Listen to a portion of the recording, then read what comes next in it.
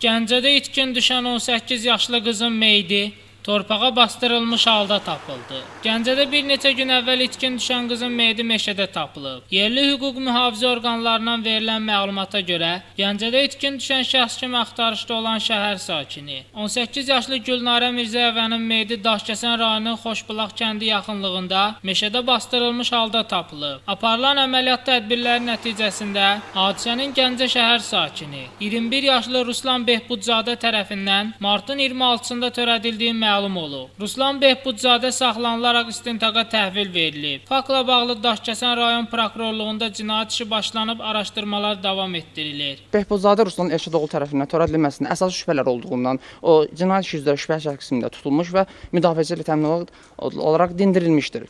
Şübhə şəxs qismində dindirilərkən Ruslan Behbudzadə tanışı Gülnarə Mirzəyevanı qısqanclıq zəminində boğaraq öldürdüyünü etiraf etmişdir. Şəmsdən Fikrətli, Kamran Əskiparalı, Dünya TV.